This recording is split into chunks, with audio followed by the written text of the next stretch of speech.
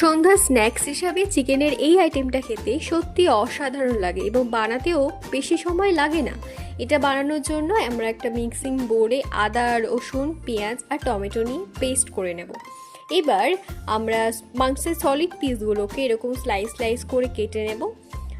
নিয়ে এবার এর মধ্যে একে একে দিয়ে দেব হলুদ গুঁড়ো, তারপর আমরা যে পেস্টটা করে রেখেছিলাম সেই পেস্ট, তারপর ওর মধ্যে দিয়ে দেব গরম মশলা, জিরে গুঁড়ো, গোলমরিচের গুঁড়ো, মিট মশলা আর ধনে গুঁড়ো আর সামান্য লবণ দিয়ে আমরা মিক্সড করে এটাকে রেখে দেবো 20 থেকে 30 মিনিটের জন্য রেস্টে। তারপর একটা বোলে ডিম ফেটিয়ে নেব আর নিয়ে নেব ব্রেড ক্রাম্বস। এবারে ওই চিকেনের স্লাইসগুলোকে একবার ডিমের মধ্যে ডিপ করব আর একবার ব্রেড ক্রাম্বসের মধ্যে ডিপ করে তেলে ডিপ ফ্রাই করে নিলেই তৈরি আমাদের এই সুস্বাদু ইভিনিং স্ন্যাক্স।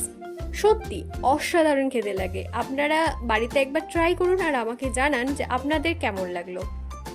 ভালো লাগলে একটা লাইক, কমেন্ট, শেয়ার করে দেবেন আর চ্যানেলটাকে সাবস্ক্রাইব করে দেবেন।